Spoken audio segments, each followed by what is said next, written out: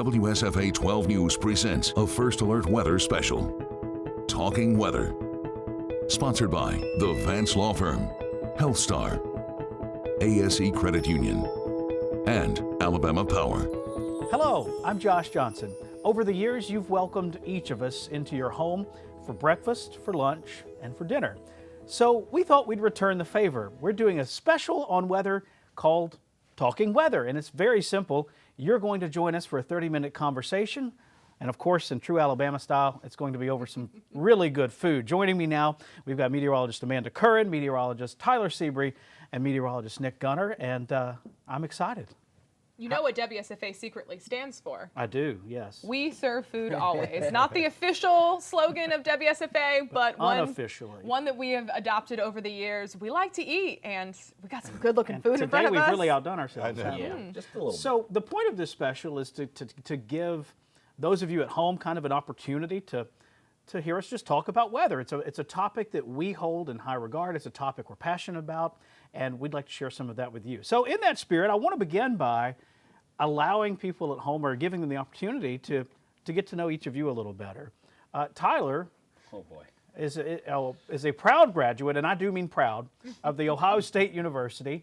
Tyler, tell us about that. What was it like? You know, a lot of us are in the SEC footprint. Sure. What was it like growing up in Big Ten country? Sure. So I would argue that the football, you know, the way football is and how important it is the same up there. You're going to get the same kind of treatment, the same kind of vibes at the college campuses up there, the football games, and the people up there are going to be just about what you get down here. Big time football area, that part of the country, as I'm sure everyone's aware, Big Ten's always put up there with the SEC. So yeah, and it's crazy though being down here because everybody, you know, gives me a hard time with the Ohio State sticker on my car. Yes, they do. As they should. There's vehicles around me. If they have an Auburn or an Alabama sticker, I've been honked at before. And maybe worse. I mean, I just didn't see it. But yeah, it is enjoyable to be down here though, because football is awesome, and this is by far the best area of the country for now, football. Ohio State is a massive university, and there's a smaller one in New England. Very, very small. Where you went to college. Walk us through that. So I went to a really small high school, only about 120 kids in our graduating senior class for high school. So I thought, what better way than to go to a college where I felt like I was going to be in a community that I was used to. Really, really small college in the mountains of the Northeast Kingdom of Vermont, formerly known as Linden State, now Vermont State University. And man, only like 700 people lived on campus. I was an RA at one time, one of the cool RAs though. Of course. By the way, pass the bread, Nick. Let's get this feast started. Everybody's always afraid to be the first one to eat. Dive in. I Head am not. first. But I definitely liked the small community. I always tell people I have very distinctive handwriting. Y'all have seen it before. It's like its own font. Yeah, it's like its own pristine. Microsoft. Yeah, it's its own Microsoft Word font. I've been told that all through high school and college, and so I could go into any class, major-based or not, and not write my name on some kind of homework or assignment, and teachers knew that. So to go to a university where people actually did know you by name and not a number, those are just pros and cons that I really valued, and it just kind of felt like home. And it got me here to Alabama. So we don't have barbecue like this in Vermont, though. Not that I'm aware of. I bet. Now, Nick Gunner, like me, is a Mississippi State Bulldog. Yes. But you also have a lot of Alabama ties, Nick. Oh, yeah. Talk about that a bit. Well, I was born in Alabama, up in Lauderdale County, far northwestern portion of the state. I have family in Andalusia, Alabaster, and here in Montgomery. I did go to Mississippi State for meteorology, one of the best schools in the country. I might argue.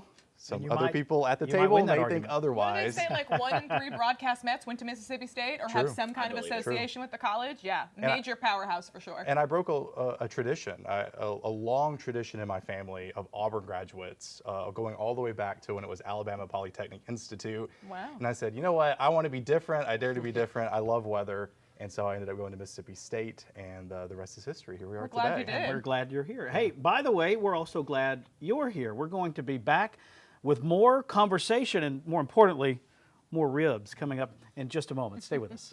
Hey, welcome back to Talking Weather, a little sit down with Amanda Curran, Nick Gunner, and Tyler Seabree. And while you've been watching those great commercials, we have been eating some pretty great food. So I want to talk a little bit about the job itself. You watch us on television, and we're on for, usually, when there's no severe weather, very short segments, 2 or 3 minutes here or there. But the job itself actually encompasses quite a bit more than that. And Tyler, you're the first one that wakes up every day on the team. So why don't you walk us through that? What is a day like for you?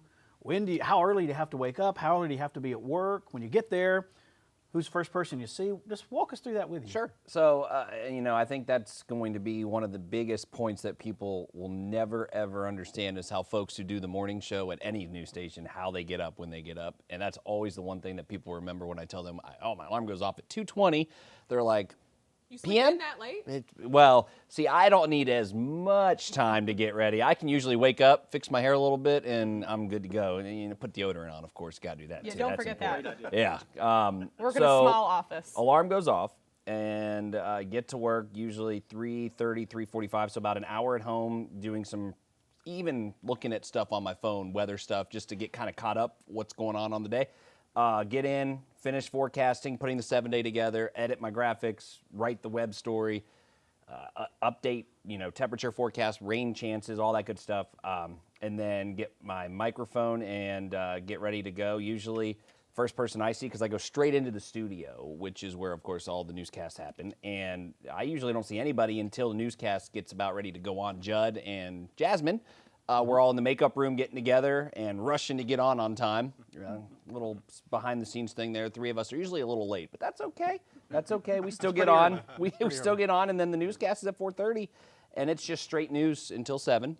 And then for the rest of my day, it's getting things ready for the next day, or going to grab some coffee or food to keep going, and then get a few other graphics done. Maybe if I'm doing something special later that day, and then I do a little tidbit in the noon. And that's my day. Rinse and repeat. Yeah, exactly. 5 days a week. There you go. Now, Amanda, what would you say for people watching at home, what's a thing that they don't realize about this job? Because they see us on TV for just a short period of time. What's something that they might find surprising? I always tell people when they come into our back weather office during a weather tour or any kind of station tour that what we do on TV is maybe like 20% of what we do. So the 3-minute forecast that you see us give during the 6 o'clock news, that's just one thing we do. We make all the forecasts ourselves. We're making all those graphics. We're cutting radio hits. We're updating the website. We're pushing at videos. We're constantly monitoring the forecast. We have to get hair, makeup ready. We have to get mic'd up. We go on school visits. We do public events. There are so many different things that go into it. We run our own social media pages. If you send us a DM, that is actually us reading it. People are really surprised. They're like, people don't do your hair and makeup? People don't run your social media? We're not influencers. They're not surprised with me on that. Are they? Really? Okay. Yeah, so I think people are just surprised about all the different things that we do have control over and that we do actually put our hands into every single day. And then there are some things that maybe they have an issue with and we go, hey, that's out of our hands. And they go, oh, I didn't realize that. So I think there's a lot of aspects. People think that we just stand in front of a TV and a camera and just kind of go like this and wave, and there's a lot more that goes into it. You'd be surprised at how many people are like, wait, you actually make the graphics and you do your own makeup and you form the forecast? And I was like, constantly. It's a constant rotation. I like to tell people for every minute you see us on television, that's an hour of prep work that went into that 1 minute. So, And all weather right. never sleeps. It never does. We are going to take a quick break because Nick's ribs are getting cold, and I don't want that to happen. So we'll be back with more right after this. Hey, welcome back to our dinner table. We're having a wonderful meal, some wonderful fellowship, and we are so happy that you're here with us, by the way. I want to talk to you, Nick. Nick went to Mississippi State like I did. How did you get into meteorology? What made you pick that career? Well, I can remember the exact moment that made me on my path to Mississippi State and where I am today. I used to be afraid of weather. I know a lot of kids, when they're younger, they see the lightning flash outside their bedroom window, they hear the thunder roar, they see the destruction after tornadoes and hurricanes and other weather events. And I used to be that kid. I would hide underneath the covers of my blankets at night when the lightning was flashing because it would scare me. And my parents instilled this into me. They said, if you are afraid of something, why don't you learn everything you can about it so you could better understand it? And that's exactly what I did. I learned everything that I possibly could about weather. I moved around growing up. Not only did I live in Alabama, I lived in Texas and Arkansas and Mississippi. Very diverse weather climates in those 3 distinct areas. And eventually it led me on my career path to Mississippi State and then eventually to where I am today, because knowledge is power. The more you learn about something, the less afraid you can be. And I just want to instill that in kids who are young, maybe afraid of weather, that, hey, it's okay, just learn about it, and it can make a difference when you're growing up.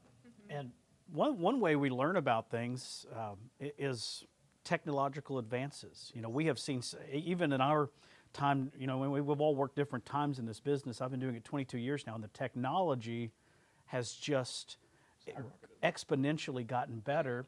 And we're going to talk to someone about that now. He was not able to join us for ribs, but he's a dear friend of ours, Attorney Stuart Vance. He's going to talk you through some of the big technological advances that he's helped bring, not only for us, but for you at home as well. Hey Josh, I hate I missed out on a great meal, but one thing that doesn't miss is the Vance Law Firm Storm Track Zone, featuring cutting-edge technology from top storm tracking software in the country. The WSFA First Alert Weather Team has tracked tornadoes, hurricanes, storms, snow and ice, all right here. Over 6 years ago, the Vance Law Firm decided to partner with WSFA 12 News to put this powerful tool in the capable hands of the weather team and help keep the people of Alabama safe. Sadly, in those 6 years, we've seen so many reminders of just how dangerous our weather can be and how the Vance Law Firm Storm Track Zone helps power the First Alert severe weather coverage that saves lives. As a local attorney and Alabama native, I'm proud to continue to partner with WSFA 12 News to bring this technology into our living rooms and into our screens every day. Hey, thanks so much, Stuart, and I promise we'll save you a rib or two. I want to talk now about some of the more substantial events that have happened this year. We've had a wild weather year, but people ask me all the time, you think we're going to have a weird weather year? And the answer is always yes, because of where we live. We always have wild weather here. We've had a really humid summer, but it all started in January. We had that awful tornado that hit. It's touched down a little west of Selma, went through Selma, and then hit the old Kingston area. And we had a substantial loss of life in Autauga County up there. When you're covering a tornado like that, and I'll make this kind of an open question for everyone, emotionally, what's that like? Because you're trying to balance saying the right thing with knowing what's happening. happening. What's that like, Tyler? I mean, so when we were all there, obviously we were all there that day, and we're in this thing where you can chat with other meteorologists. It's called National Weather Service Chat.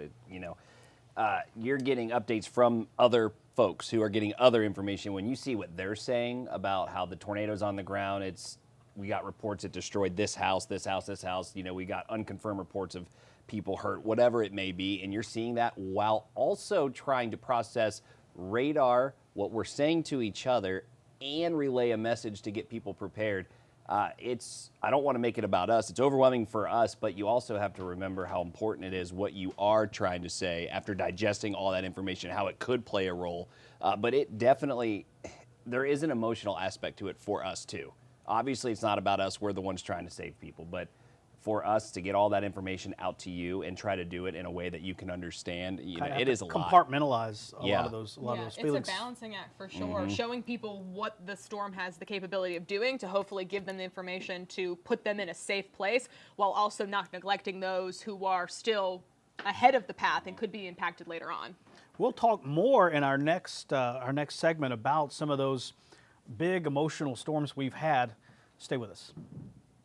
Hey, welcome back to Talking Weather. We've had a great conversation, covered a lot of topics already.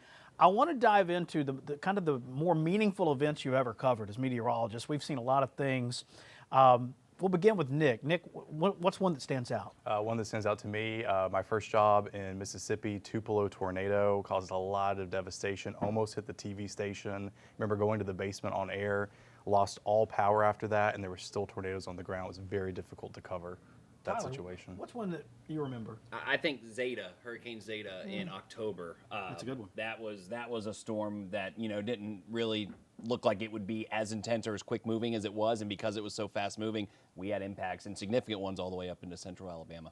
Got a new roof because of Zeta. Thank you, Zeta. Yeah, a lot of people did. That was really bad in West Alabama. Yep. What about you, Amanda? I'd probably say Beauregard, because of the fact that I was out in Storm Tracker while the other three meteorologists, yourself included, were back in studio. And just being on the ground, knowing that I was responsible for the person I was driving with, my photographer at the time, and trying to decipher where we're going to go. Beauregard wasn't the only storm that day. That was the big storm, though, that caused loss of life. We then were later down in Barber County, and we're literally right there when the fire department got hit with an EF2 tornado. So it was a very long, stressful, emotional day for sure. That's one that I'll probably never forget. Yeah, that one always, just that day was just so, that storm moved through so many populated areas and didn't produce a tornado.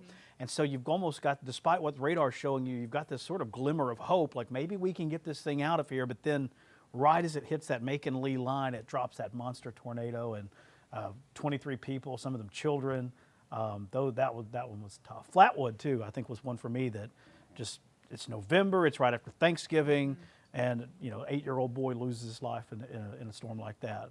Just, those are tough ones. Those are ones that stick with you. So, chills every time. yeah, a lot of our job is fun, but a lot of it it can be pretty tough on those big days.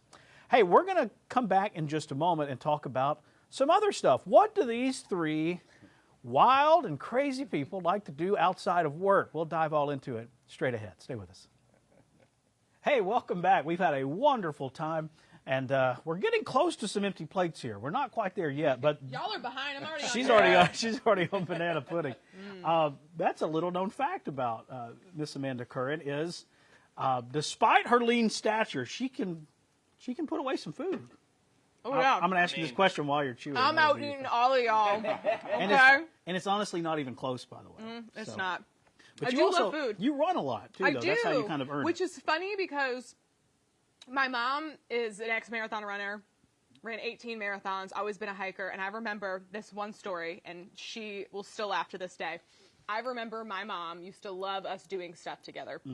And me and my sibling, Sean, really didn't like hiking, really didn't like being active. And I remember I wanted a new pair of shoes, a new pair of really cool sneakers, right? And I went up to my mom with the little doe eyes and said, Mom, I'd really like to go running with you, but I don't have the right shoes. She ran me to the store so quick, got me like the nicest pair of running sneakers. We went on one run. I tricked her so bad. You liked those shoes, though, didn't you? Joke's on her, though, because I never once thought that I was ever going to be a runner, and I've run 2 half marathons now. I enjoy running.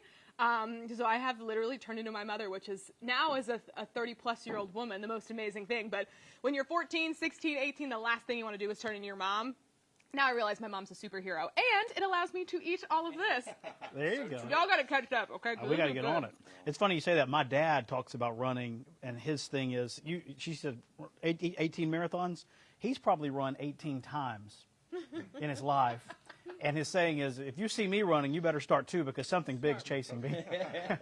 So, Tyler, what's a fun thing about you that no one at home knows, other than you love Ohio State, which we marginally hold against you? You know, I would argue that, obviously, if you follow me on social media, you probably know this, but I am a humongous craft beer and coffee connoisseur. Absolutely not. That's a lie. And explorer. Hey, I think coffee shops and breweries have such a cool ambiance. Yeah. I'm not even sure if I can spell that, but I know what it means, I think. Go Buckeyes. Yeah, go Bucks. He's in a coffee shop or a brewery more than I think he's at work. And you work at least 40 hours a week At on least. a quiet week. And there's just something about the experience. There are apps you can check in what coffee you drank, what beer you drank, give it a ranking, where you got it, what you think of it, so other people can then see it. Yeah, Wow, it's so I cool. had no idea there's an more app you for that. Nick, what about you? What's if I were to pull out your phone and open your music and hit shuffle? Oh, man. What songs would I hear? What do you think? Everything. I mean, just open up my Apple Music, and it's just from 70s, 80s, 90s to today. I have older parents, and so I grew up listening to the 60s, 70s. The near term, I guess Taylor Swift is the big thing. I did see her in concert back in April, so that was pretty cool. But I will pretty much give anything a try at least once and way to see say if it. I like it. Hey, we appreciate you giving us a try. I am going to go give that banana pudding a try. Thank you so much for joining us. On behalf of the entire First Alert Weather team, I'm Josh Johnson. Have a great day. WSFA 12 News presents a First Alert Weather Special. Talking Weather. Sponsored by the Vance Law Firm, HealthStar, ASE Credit Union, and Alabama Power.